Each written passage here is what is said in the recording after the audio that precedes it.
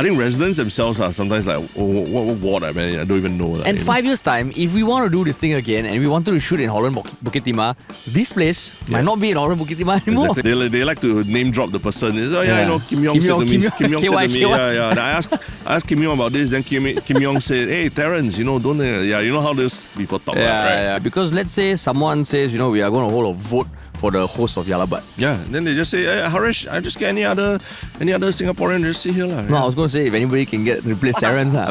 He said something when criticizing the opposition that he said in times of crisis, what has the opposition done? But to me, like, how are they supposed to do things when they don't even have the agency to do so? And if they keep getting criticized for that, it also feels like, it's a little bit of bullying lah.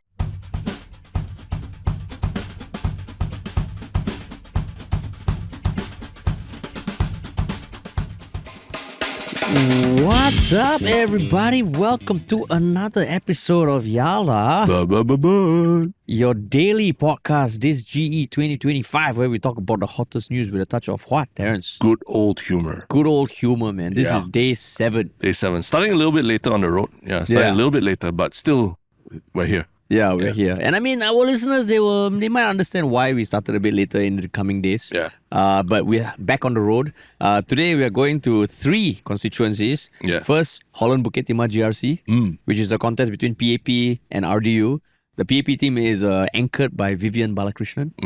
Okay. Then there is Bukit Panjang, which is PAP versus SDP. And it's Liang Eng Hua for PAP versus Professor Paul Tambaya, who has been on our podcast. Yes. And I mean, this is the same matchup back in 2020 when Mr. Liang won by 54%.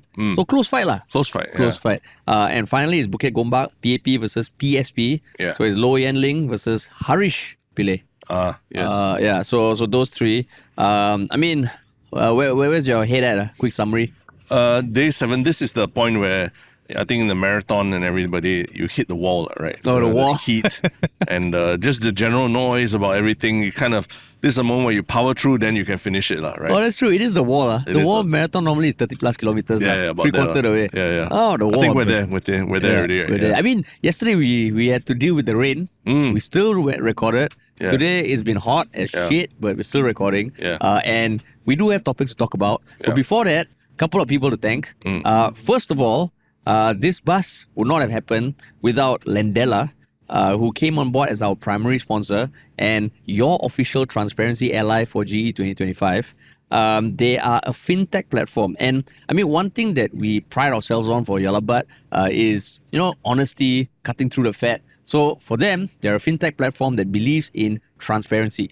And they put the power back in your hands by making banks bid for your loan. Can you take a guess how many banks and loan providers are on their website or not? 10? No, more than 70. 70? More than 70 banks and loan providers that are competing for you. So if you check them out, you will always find the right loan on Lendela. Yeah. So a big shout out to them. Thank you all so much for making this happen. Yeah, and powering the apolitical party bus is West Point Transit, without which this literally wouldn't be possible also, right? Yeah. We're very excited about this bright yellow bus shooting down the roads of Singapore, this GE. And shout out to Lino and the team for making this possible, man. Yeah. And I mean, if you see us on the road, I think more and more people have been posting pictures, which is awesome. If you see us on the road, even from a high level, we have stuff on the bus, just take a picture and tag us. We are Yalabat on social media. And as much as we are recording one podcast a day in the most hotly contested constituency, we're creating a lot of content with us on the ground, talking to people on the streets.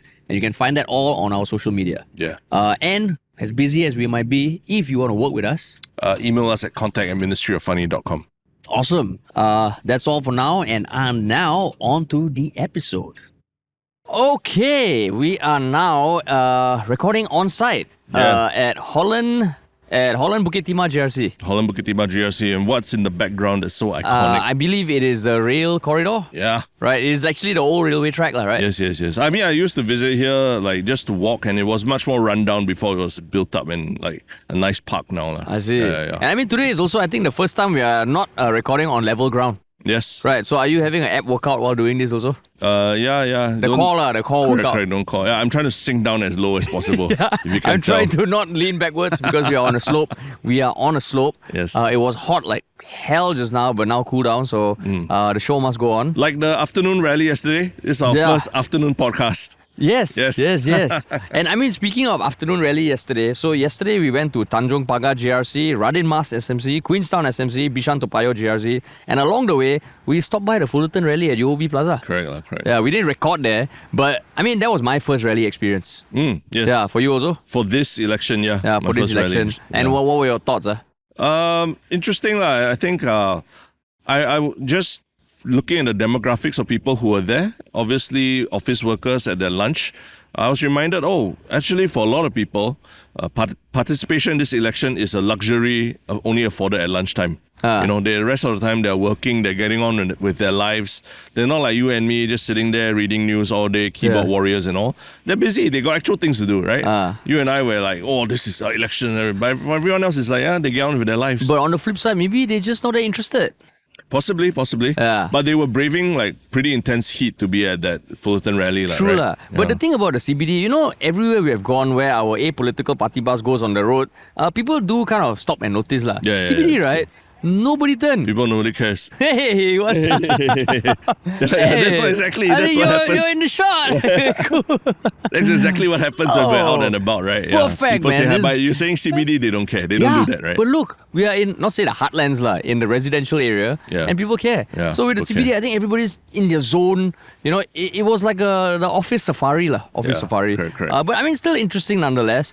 Then we went to the most non-SMC experience for me, going to Sentosa. Yeah. It's because when you think SMC GRC, you think there's a thing about people living there and all. You go to Tanjong Beach Club and hey, it is still in an SMC. Radin Mas SMC to clarify. SMC. Yeah. So we were visiting Radin Mas SMC and we stopped at Tanjong Beach in Sentosa. Yeah, this is Tanjong Beach Club. Yeah. And I mean, today we are filming here. Oh wait, before that, we went to Queenstown and Bishan Toa Payoh. Any thoughts that stood out? I mean, the Dragon Playground at Toa Payoh, very iconic as well.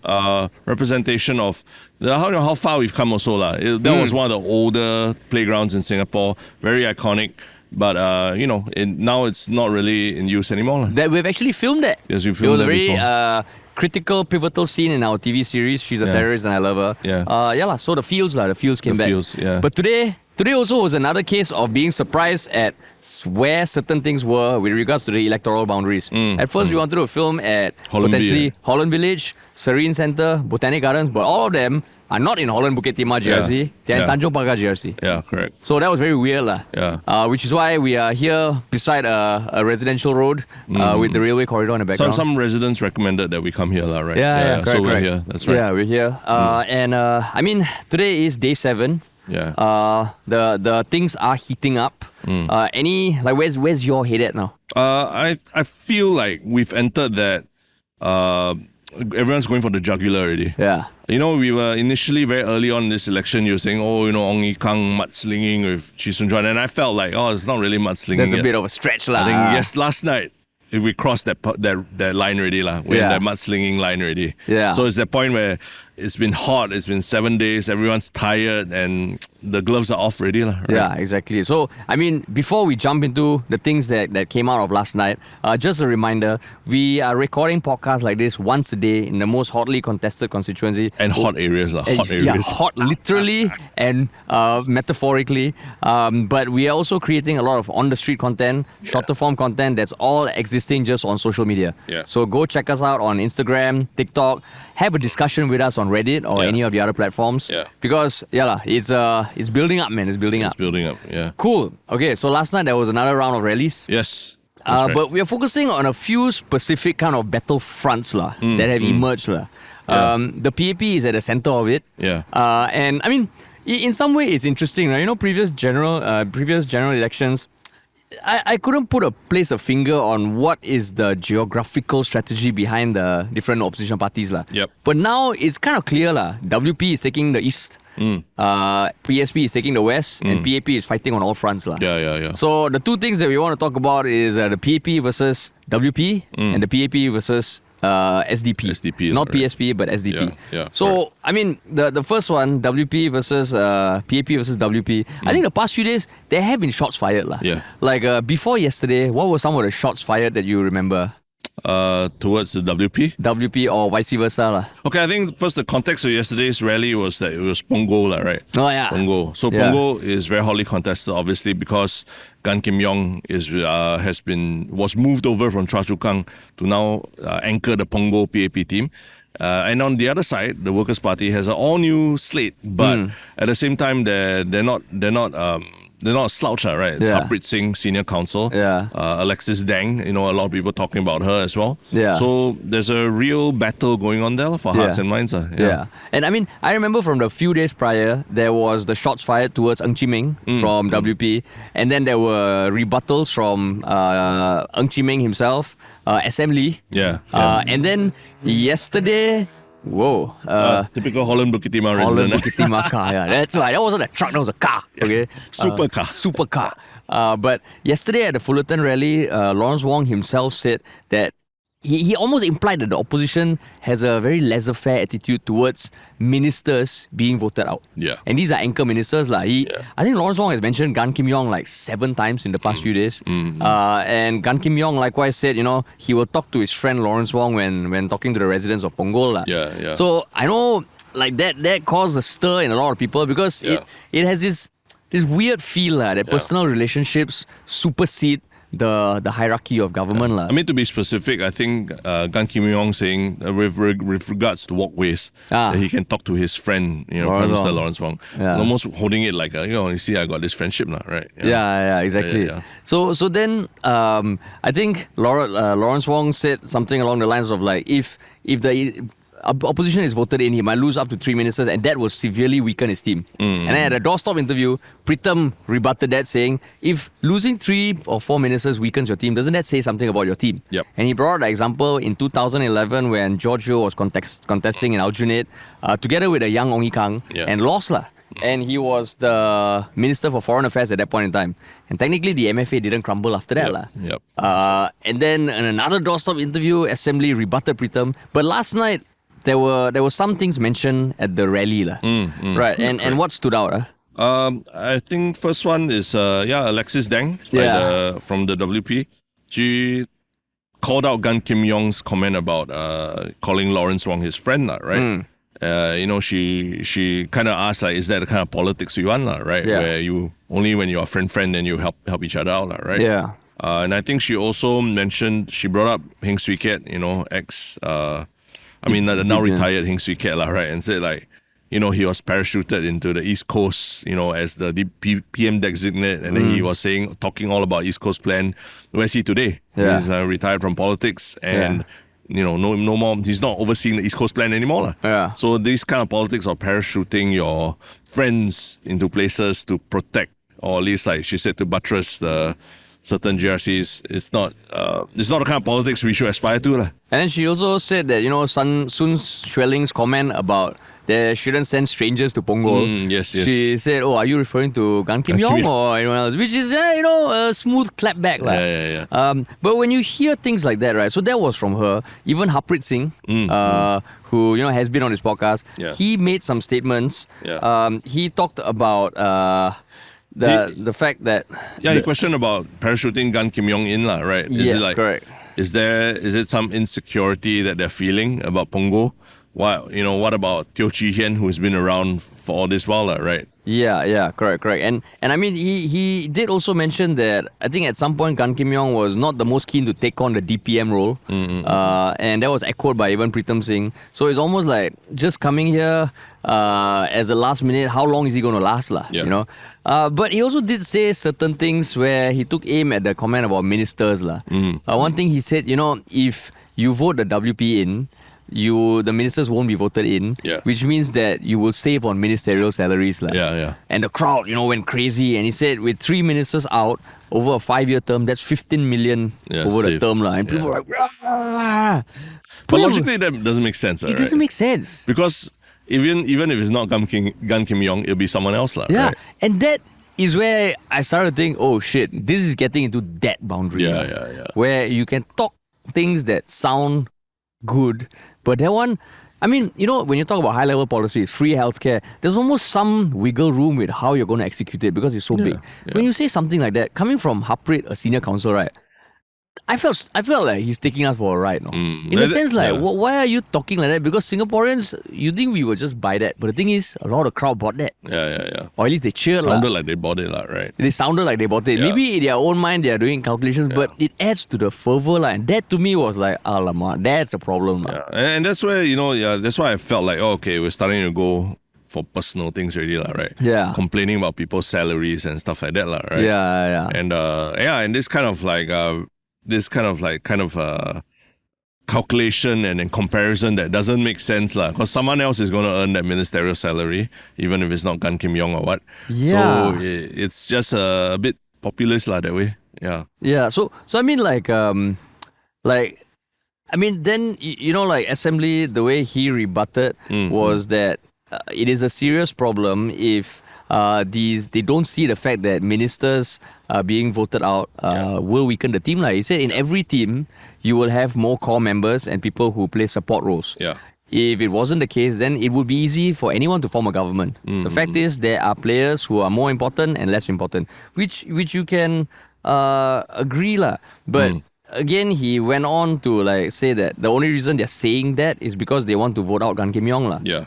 So I guess while it's fun to watch, the worrying thing is because even after that, Pritam Singh, he came on and he had a great energetic speech, but there were a lot of personal aims lah.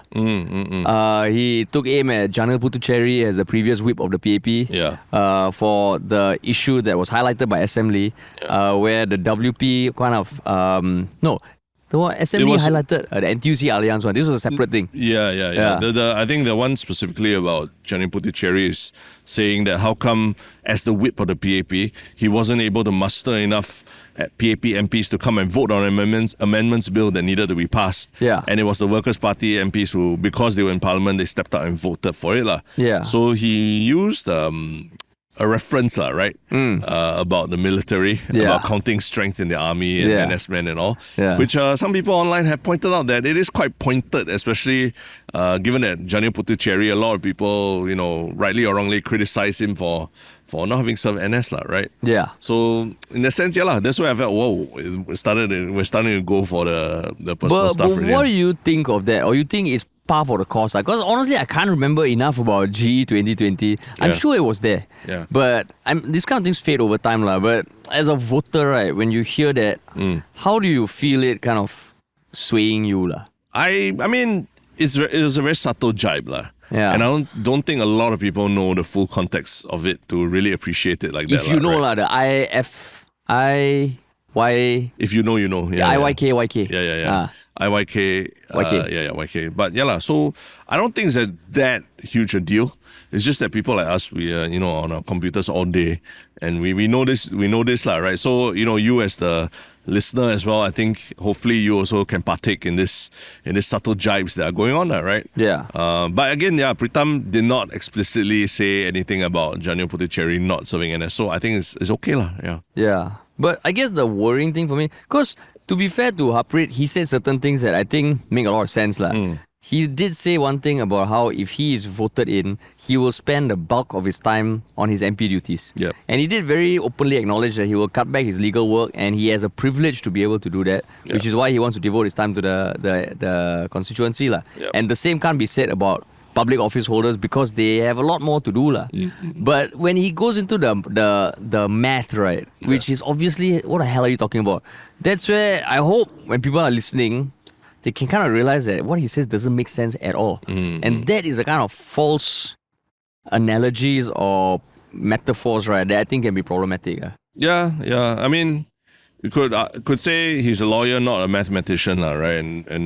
But I think he knows what he's arguing about. All the more because he's a lawyer, because he's a senior counsel. I would expect something a bit more concrete because he did have good points. Yeah. That's true. But it felt like that kind of stuff is a bit cheap, lah. Yeah. But what do you think about that argument about the depth of leadership, that we should be worried that we lose if the government can't continue after we lose 2 or 3 ministers?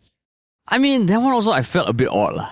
As in which side is odd? As in what? Lawrence Wong saying that. Okay, why? Because it did make me feel like, okay, first of all, you were the one, or your team was the one who kind of shuffled things around and put people like Gan Kim Yong at risk. Yeah. And then the second thing is that you never want people to be completely indispensable. Yeah. Right? And that's where it feels like, oh shit, is that the reality? That we only have a select number of people who can step up. Because if you think about COVID, it was a totally new thing. And they have spoken a lot about how they rose to the task. Yep. Right? They had no idea how to deal with COVID, but Gan Kim Yong, Lawrence Wong, and Ong Ye Kang took on a role that they never had before. That was never there before. And they stepped up. So when you say that if you lose these 3 or 4 ministers, wow, it will weaken your team, is damn worrying. But I do think there is something to say. The fact that you remember Gan Kim Yong as part of the MMTF and everything means the experience that he's had, is not something easily replaceable. Yeah. Even if you get the best civil servants or the best generals to join you tomorrow, right? The experience that Gan Kim Yong has is still much more than any of them have combined, right? Yeah. And I think I can kind of see the argument where, sort of, if you are too dismissive of just losing, we're just losing another MP, right? As opposed to someone who has gone through, multiple crises and handled this alongside the PM and has built up a good working relationship and all. I can see why it feels offensive to the PAP side for someone to say that. Yeah. Right. I mean, there is some merit to that, because let's say someone says, we are going to hold a vote for the host of Yalabat. Yeah, and then they just say, hey, Harish, I just get any other Singaporean just sit here. No, I was going to say, if anybody can replace Terence. You need one logical one. There's a lot of people who have who want to say very ridiculous things, but you always need a logical person to rein Yeah, but the them logical in, person is the one that no one will listen to, if not for a personality to tie everything together, I mean, like a Lim Tian, that kind, maybe he could come and think of it. We still need someone to rein him in. Ken Jeong, Ken Jeong, right? Ken Jeong. No, so... Yeah, correct. Exactly. Okay, so there is some merit to... Okay, there is a team that works well together, but it still felt like maybe it could have been phrased differently. And just to say off the bat that if you lose 3 ministers, one of whom at least have been put in a constituency that you decided to do, it's like, hey, then why you go and move him there? Yeah, but the argument could be that we see that, Teo Chee Hean is retiring, and we see that constituency as an important constituency going forward. So we decided to move someone important there. Yeah. It's not all about just protecting your nest, that's all. Right? Yeah, true. But then it still feels like, to come out and say that, I don't think, if someone else said it, if one of the other ministers said it, but for the PM to say that, I think that is maybe it's just a comms thing, the perception it gives. Maybe just need to justify what exactly each of them really bring to the table, right? Because, at the end of the day, Harpreet say, that kind of that shitty calculation that he made, right? Yeah. It's kind of a cheap shot, right? Yeah. And you kind of got to respond like, hey, you think you're at the fish market, you just get a cheaper fish, it's the same thing, I think that's what you can respond with, right? Yeah. But then also it made me think about the whole Kumbaya argument last time. Let's say someone is voted out of parliament. Yeah. For some reason, sometimes people leave jobs. Yeah. Right? Sometimes, and of course, I'm not equating any job with the job of a minister, but sometimes shit happens, and sometimes people need to take over. Correct. There is sometimes a handover process, there sometimes isn't. But is it not possible that if a minister loses a vote and is taken out, I guess there can't be a handover because of the sensitivity of the items. For example, let's say last time Giorgio, I don't know what the process was when he got voted out as Minister for Foreign Affairs. Could he kind of have a handover with the next minister? Yeah, he could. Yeah, it's the same party and all, right? Yeah, exactly. Yeah. But but you see politics in Singapore as well. There is a handover process and all. But there's still speed bumps along the way, right? It's definitely something will get lost in translation. Everyone knows, whenever you quit a job, then you do a handover, there's something always gets lost. It's never smooth. Come on, everyone knows that. When you have a new employee, it takes 2 weeks, 3 weeks for them to get in sync with things, right? And Yeah lah, join true you for lah. lunch and all that. So maybe Lawrence Wong does want to lose his good friend and lunch buddy also, right? Yeah, that's why. Because I think like there are a few ministers who entered parliament at the same time, right? Yeah, Maybe they're yeah. like the kakis, Right. But then it points to the problem of Gan Kim Yong saying things like I will talk to my friend. Yeah. I think maybe it's a comms issue, right? Yeah. When you paint it as it's like you want kaki lang kind of thing, as opposed to he's the best person for the job. That's why he's here, right? But in some way, doesn't that also mean that it is a way of making sure that any deployment by the PAP Yeah. cannot be that last minute kind of thing lah. Yeah, In some way, that is yeah. the argument for having opposition, right? Correct. It is, and just like how when people exercise, when people push themselves, it makes you sharper lah, right? And the fact that deploying Gan Kim Yong like that into a place where there is a risk of him being voted out, to me is like then is a judgment call on the PAP. Yeah. And that is also not a positive thing. Right? Yeah, and I mean that's why Pritam Singh, I think he ended his speech yesterday saying that Punggol residents do this as a service to Singapore. Yeah. That you tell the incumbent that we don't like this kind of politics. We don't like you forcing us to make a decision, making us the focal point of the decision to vote between an experienced minister or a new team that you want to hear more voices of, right? And that's where I think in line with what Pritam was saying, it's a competition. It should be a competition of backbenchers versus backbenchers, not backbenchers versus ministerial team, right? So the backbencher versus ministerial thing, I think, was the more formal argument. Then yesterday they went for the more informal argument, which is don't compare the two. But then do you think, because I think Alexis then was the one who pointed out that even in 2020, by parachuting DPM and a potential future PM, people might be almost held at ransom. It's like you vote against him, you lose a future PM. Yeah. But as a voter, right, does it affect you? Like whether you're like, wait, this guy is future PM or DPM, we cannot lose him. No, I don't. I think most people, like what we said about those people who attended the Fullerton rally, like politics is a lunchtime luxury, right? I don't think they're thinking of that. The thinking will be more like, this guy is this guy could potentially be my MP, and he's also the deputy prime Friend of minister. Lawrence Wong. Friend of Lawrence the Wong. MPM. So, to be able to say that my concerns will be heard directly by the deputy prime minister, who is one degree away from the prime minister, that's something, right? As opposed to an opposition MP. Yeah. Who will confirm will have tension one. It's tension, and it might be harder to get the ear of the prime minister and all. So there are people, in our line, I've come across a lot of people who, they enjoy being close to the seat of power. You know what I say? And I can understand why, and I imagine it even in the minds of some voters, right? Being closer to the seat of power is an attractive thing. And if it's like he's overseeing your ward, he might come to your house. Come to your house. You can give him some become friends tea, also. Become You can friends. say, I'm friends with this guy, And you can slip it in when talking. Last night when Gan Kim Yong came to my house, I was just talking to him. Like he went to the US recently.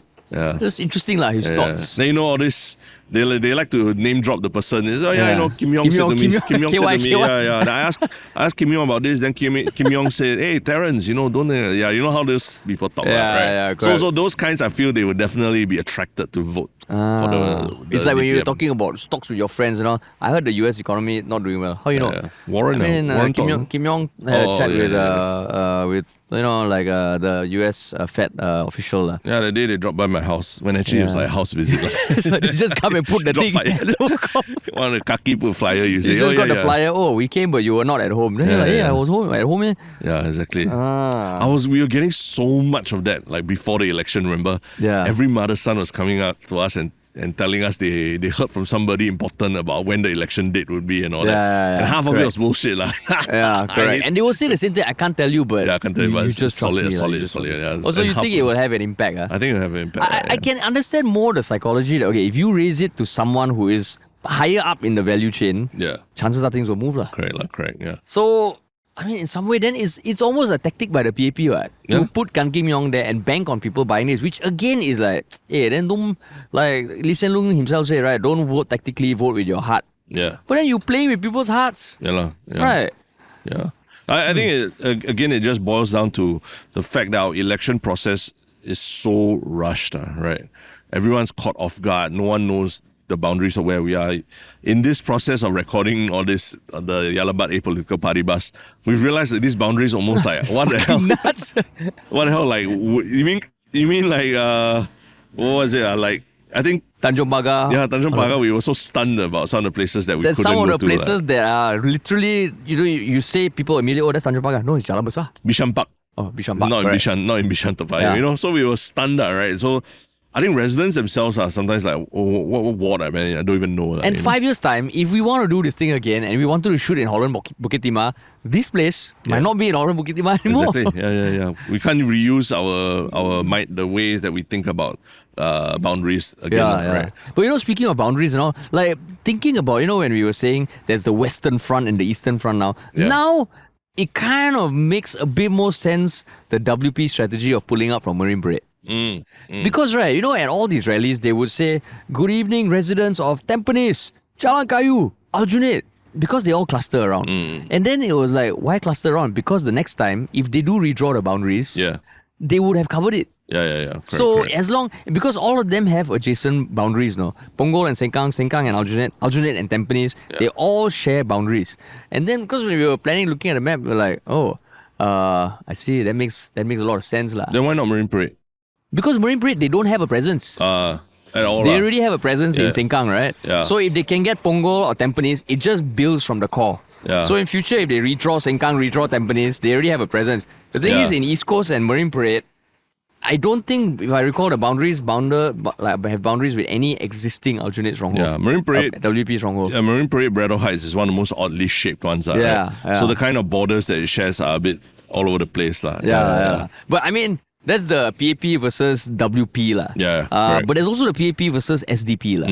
That's right. And this was more between Ong Ye Kung and Chee Juan, who we spoke about previously in an episode. Yeah. Because Ong Ye Kung is anchoring the Sembawang GRC, while Chee Juan is contesting in the Sembawang West GRC against Polisan. Correct, yeah. So Ong Ye Kung took some shots at Chee Juan a few episodes ago, and I think that was when I said, mudslinging has begun. Yeah. And you're like, hey, no lah, where got mudslinging? Yeah. It's just like, just sprinkling water like that. Correct. There was more of that.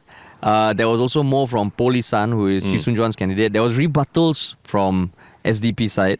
But what about that kind of like stood out to you, or what made you want to talk about that aspect? I mean, I starting to better understand, right, the roles of SMCs versus GRCs, right? Some newly carved out SMCs like Sembawang West and all like now there's a lot of talk, like Ong Ye Kung was saying, we're all one big family, and to be part of the family, you have to, be under the same party and stuff like that.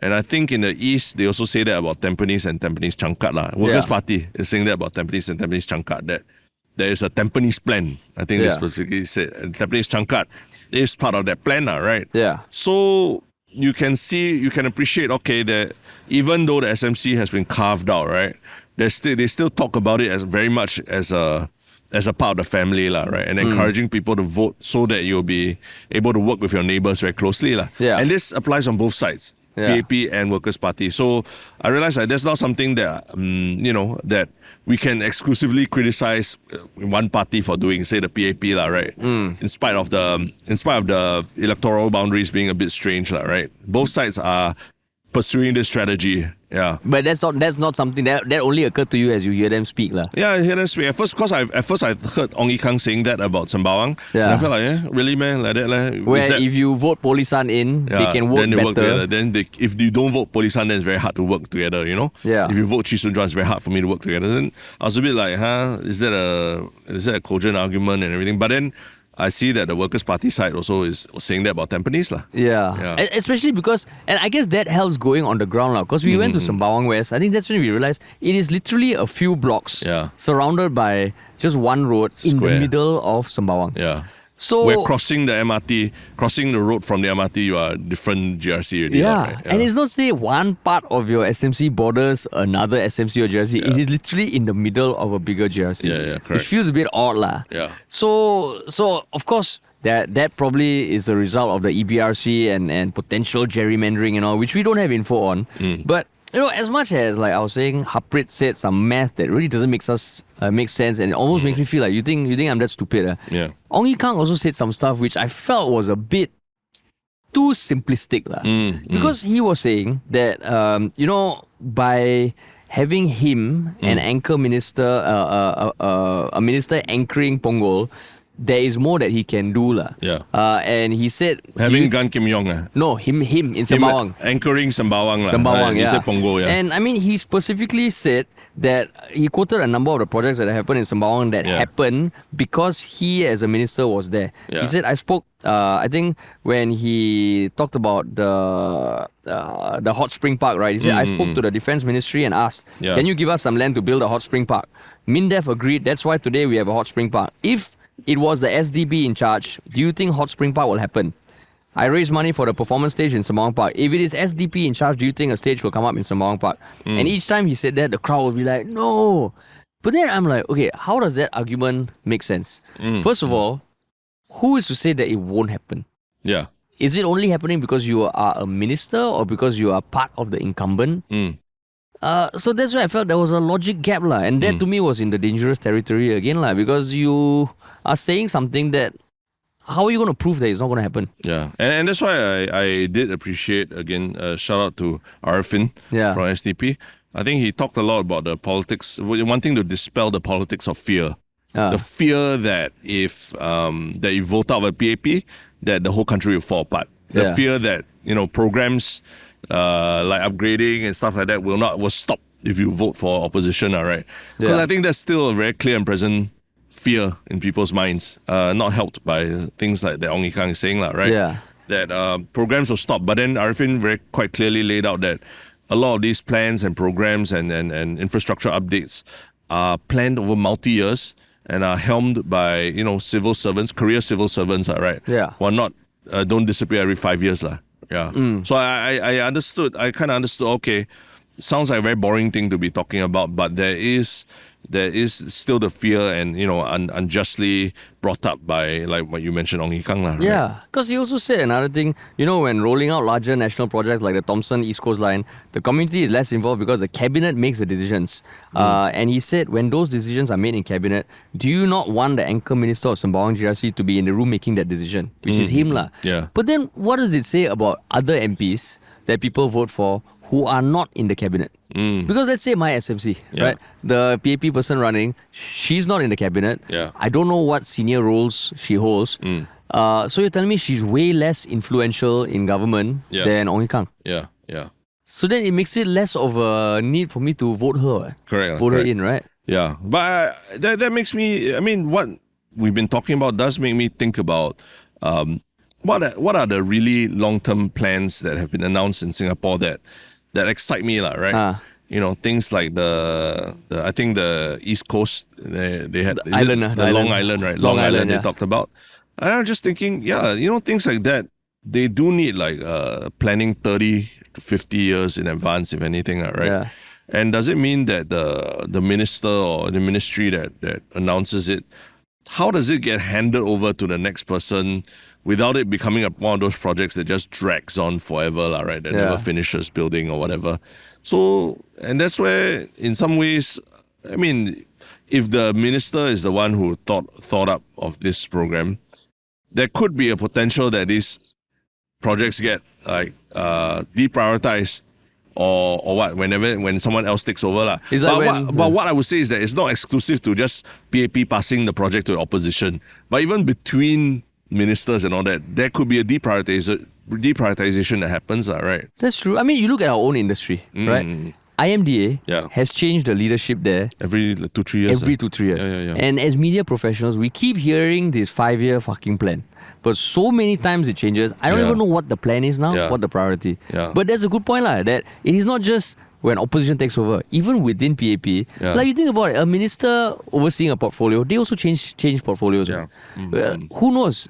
Ong Yi Kang might not be Minister of Health anymore. Correct. Yeah. So in some sense, a moot point, because I feel that anytime the minister changes, there is probably going to be a change of priority, a change of all these things. So the best thing you would do is to scrutinize the plans to make sure that the plans are can fit within a budget and fit within a timeline that is reasonable, regardless of who the minister is, right? Yeah.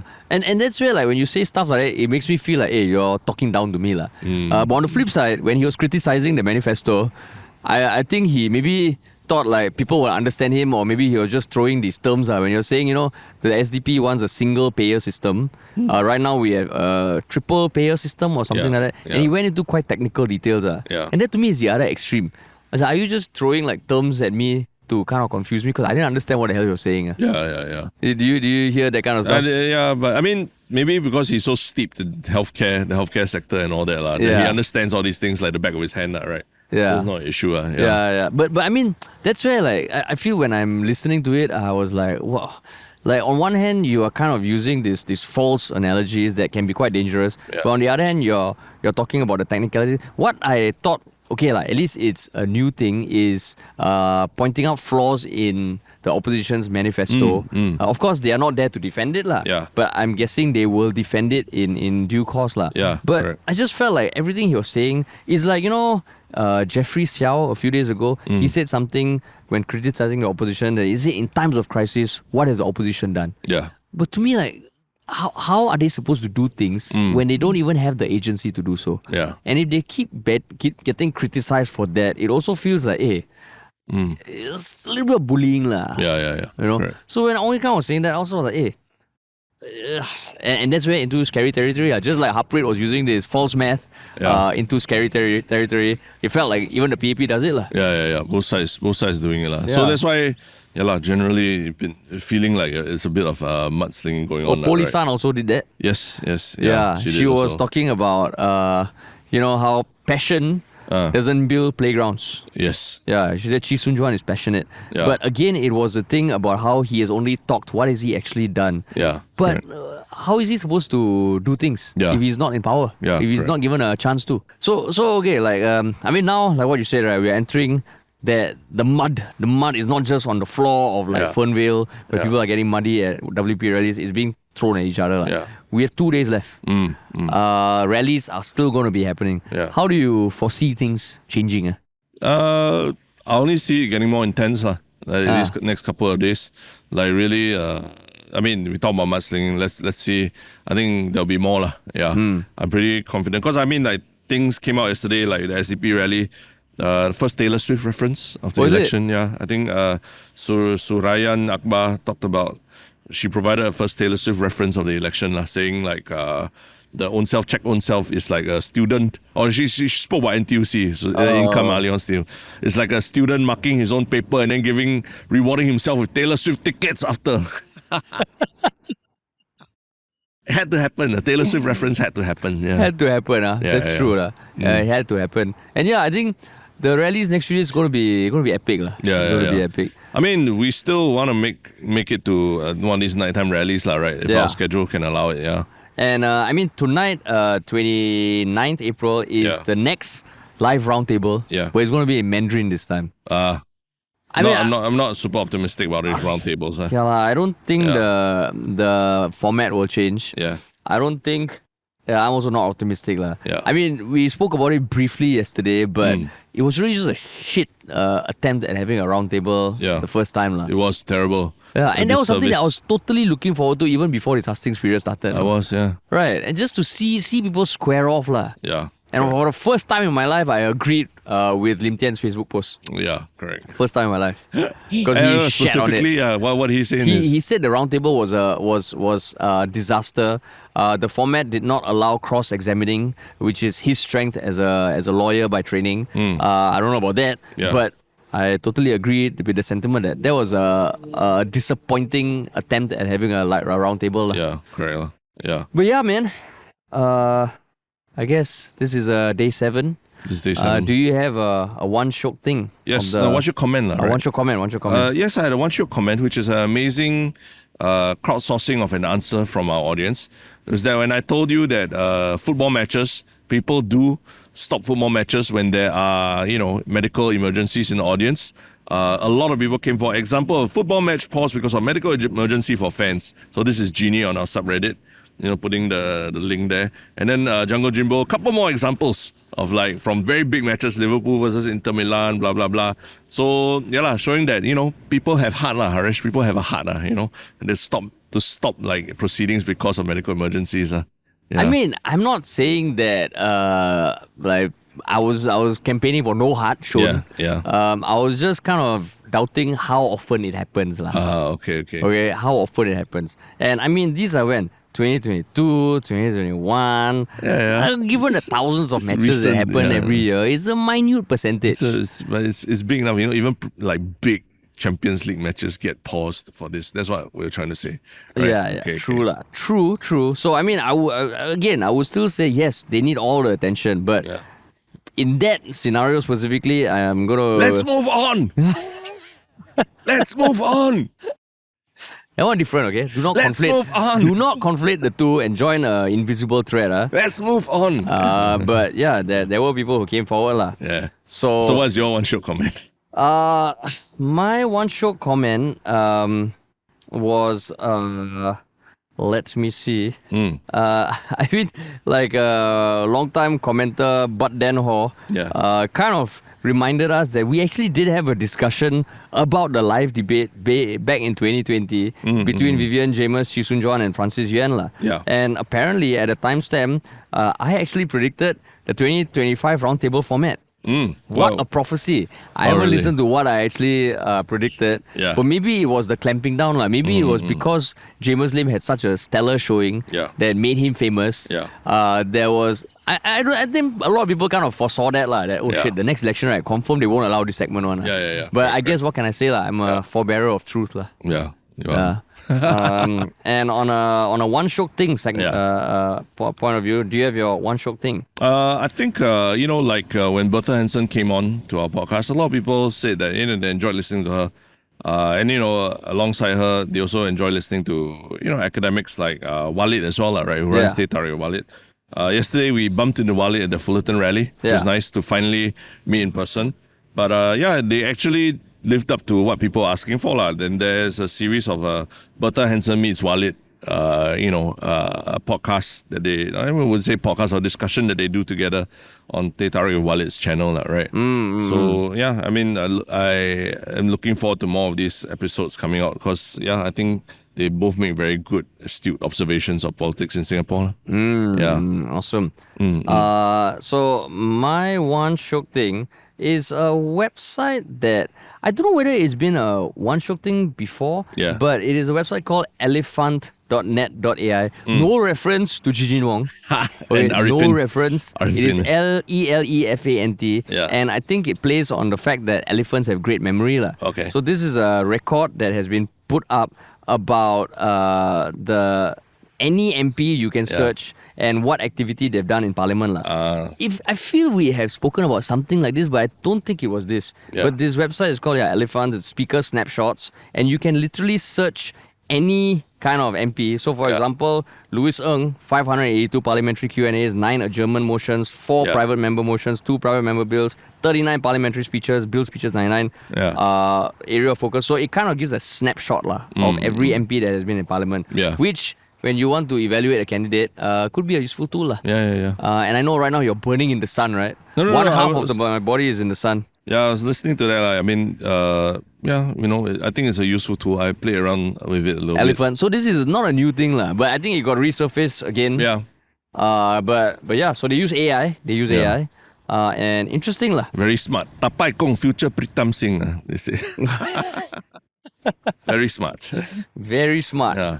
But yeah, man. Cool. That's the end of the Day 7 podcast. Remember, we are also creating a lot of content on social media. If you're new to the podcast, wherever you found us, please remember to follow us, subscribe to us, and join us on Instagram, TikTok, Reddit, which is almost at 5K, I believe. And if you want to work with us in any way, now or future, email us at contact@ministryoffunny.com. All right, man. Yeah. From the hot sunshine in Holland, Bukit Timah. Yeah. Thanks for Signing off. listening, and we will talk to you tomorrow.